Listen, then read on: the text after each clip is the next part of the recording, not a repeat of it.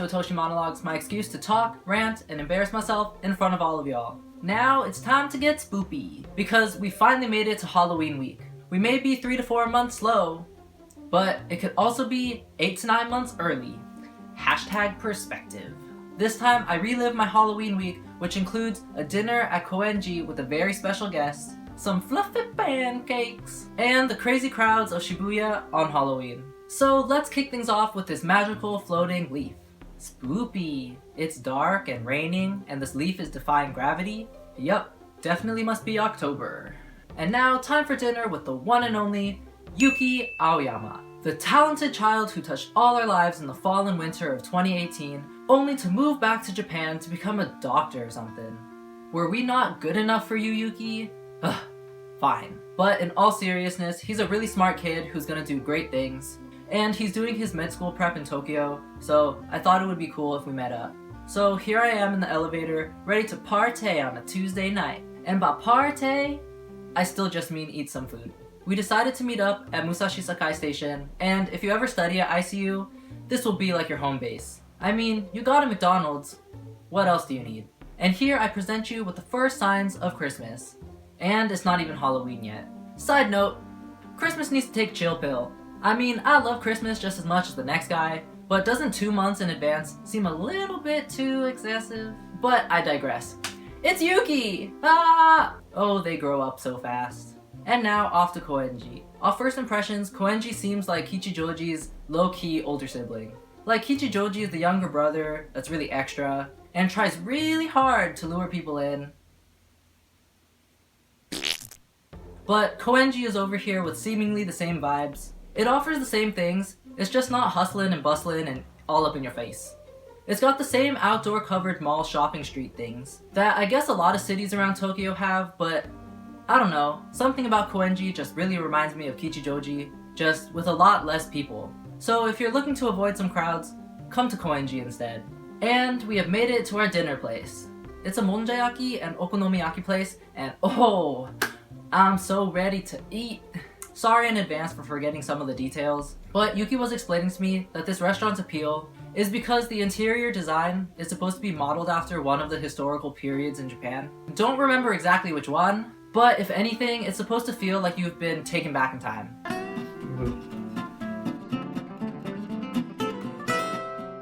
Back in my day, this be what all the restaurants look like. Got them rustic log walls and them low-hanging lanterns. Those were the simpler times. All you youngins with your gosh dang Marvel aesthetic whatnot, everything be sanitized. Newsflash, germs are good for you.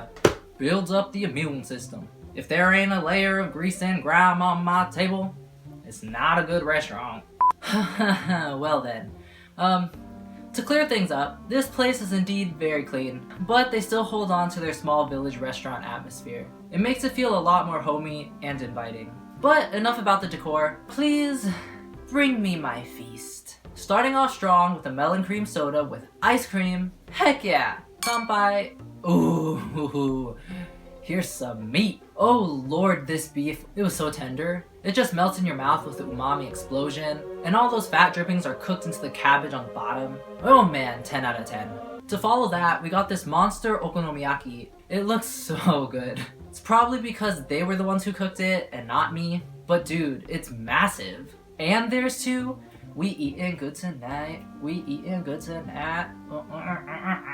And let's not forget, the company makes it even better.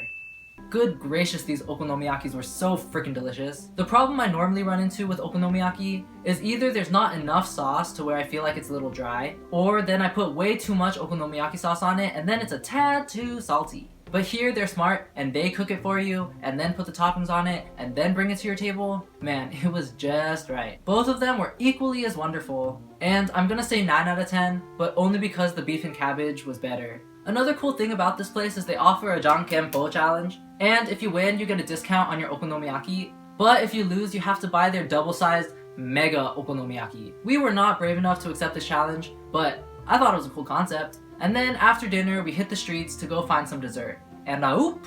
Boba? Psych! Just kidding. Grapes! And their wall is a fake vending machine.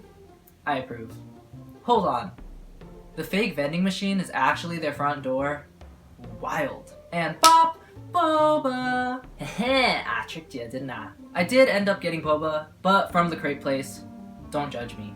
It was a mint and strawberry milk with boba, and I think it's just milk and flavored syrup, but it was Hokkaido milk, and it tasted really good, so I still think it was a good choice. We took our boba to this plaza, where there was this group of high school, maybe college-age looking singers that were busking. They were called Chicken Blow the Idol, and they were handing out tickets for their show in November, but I couldn't go because I was in Hakone. Stay tuned for more on that later. But I thought they were pretty good. Here, have a listen.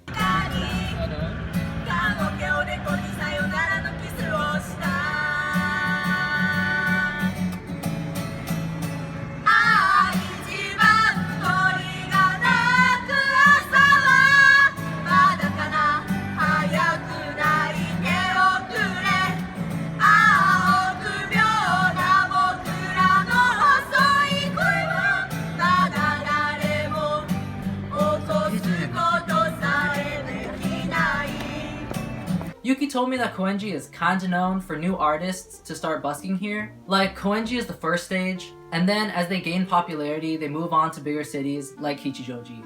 After Chicken Blow's Idol left, it was time to say goodbye to Yuki so he could return to being a studious student and prepare for his exams. Yuki, if this video comes out before you take your tests, I'm rooting for ya. Ganbatte. You'll do great. And if it's after, I'm sure you nailed them anyway. And there he goes. Mata next time, Yuki. Mata next time. But continuing on with our Halloween week, we have some more fluffy pancakes. This time we were off to try Flipper's Pancakes, as they're one of the major competitors to Happy Pancake, and we just wanted to eat some pancakes. And while we wait for our food, they got these children's books for us to read. Now this is my level of reading. And here we go, reading through it. La la la la la, la la la la la, la la la la la la. Basically, it's about a girl who has a restaurant and makes a whole bunch of food. Here's her making the pancakes. Furaipan de yakimashou. Let's grill it in our pan. See, I could survive in like a kindergarten Japanese class. Hopefully. Then the girl has so much fun making food, and she realizes she made way too much, so she gathers customers to come eat at her restaurant. The end. Lovely story. Aww. Look at Teacher Shion.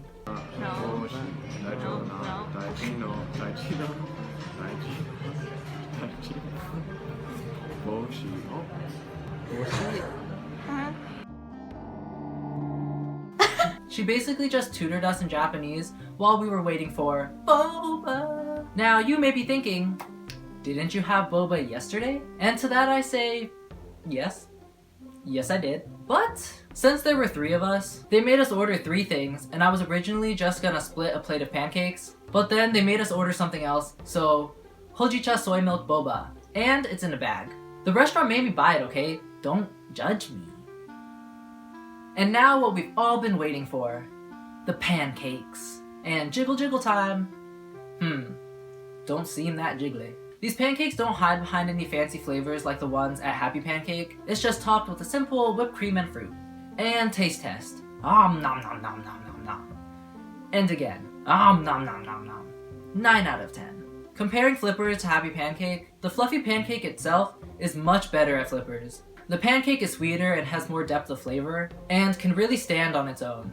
Which I guess is why it's just topped with whipped cream and fruit, so it can really showcase the pancake. Happy Pancake, on the other hand, while their pancakes are pretty bland, the variety of toppings on their menu really makes up for it. If you happen to miss my experience at Happy Pancake, you can watch Otoshi Monologue number 8 for a more in-depth review. But if you're deciding between the two, it really boils down to if you want unique toppings at Happy Pancake, or if you want the flavors of a high-quality pancake at Flippers. Then, as we head back to school, we ran into ourselves in plate form. The short ones on the sides are me and Shion, and the angry one in the middle is Eric. He didn't agree.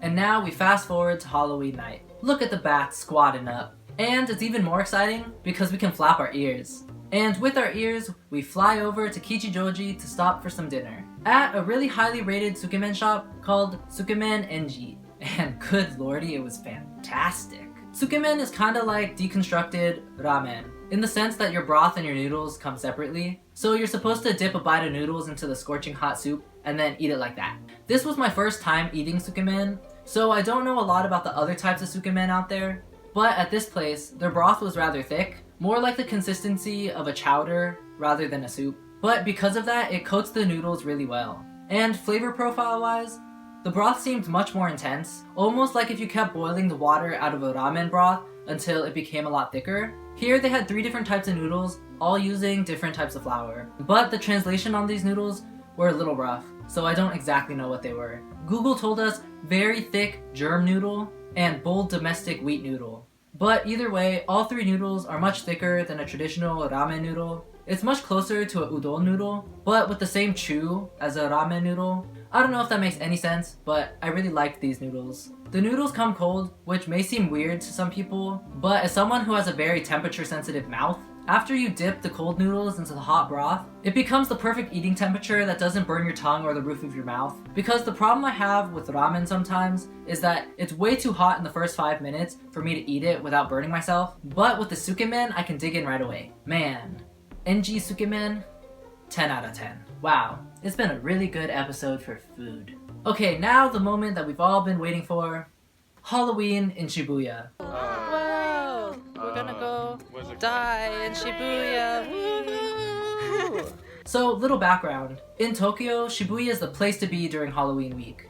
They have this gigantic Facebook page and have different meetups going on all throughout the week, and it culminates in this big crowded mess on Halloween night. A lot of people come to take pictures with other people in really cool outfits, and a lot of people come here to go to the clubs so they can imagine a really hectic night market and then multiply that by 5. And that's what you got in Shibuya. This year they actually made the area alcohol free, as in stores in the designated party circle weren't allowed to sell alcohol, because in 2018, the Halloween psychos flipped over a truck and everything was a mess. And I'm sure the alcohol restriction did help, but then people just drank right outside the circle and then moseyed their way on into the circle. So I don't know. In 2018, around 1 million Halloween psychos participated in the Shibuya Halloween festivities, and in 2019, I'm one of those Halloween psychos. Getting to Shibuya was surprisingly not that bad. I think the event technically started around 5 p.m. and then goes on all throughout the night, and we got there around 8 p.m. and the train surprisingly wasn't too crowded. But even though the trains weren't that crowded, Shibuya station was packed. And then when we finally made it right outside of the station, it was even worse. It's just a huge sea of people. It legit took us 30 minutes to cross the street. You know, the famous Shibuya crossing? You're just sardined against strangers, trying to get where you need to go, while also trying to avoid getting aggressively shoved by your fellow Halloween psychos as they try to go the opposite direction. And then 30 minutes later, we finally made it across the street, where it is a little less crowded, but what now? What do people do here? Well, I guess we'll just follow along with the crowd. There were tons and tons of security guards working the event, with loads of volunteers picking up trash because 2018 was such a mess. But the security guards made sure that you kept walking, so you couldn't just chillax on the sidewalk and you needed to have a destination in mind to want to go to. I was under the impression that Shibuya Halloween was more like an outdoor night party kind of thing, but after I talked to more people post-Halloween, it's more so that the big Shibuya crowd is just people getting to wherever they need to be, stopping to take the occasional picture, or do a friendly crowd hype cheer. And seeing that it was a Thursday night and we needed to function on Friday, Shion, Riku, and I just decided to go back to school before the last train. So sorry to disappoint, but I personally didn't go crazy on Shibuya Halloween, but I got the experience and still got a full night's rest. The costumes here are pretty fun though.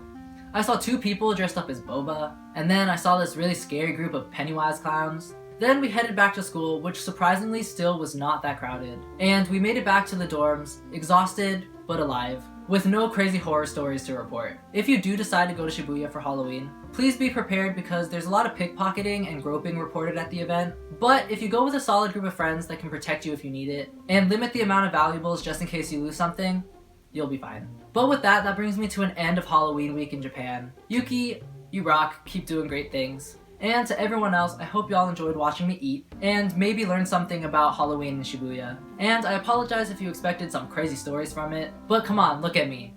I'm not crazy. Okay, I'm not party crazy. Hope y'all have a fantastic day and night, and I'll talk to y'all next time I do something interesting. Mata next time. Man, we eating good tonight, boys. No, I don't like that. I don't like that. Now we fast forward to Halloween night. Gosh, dang it.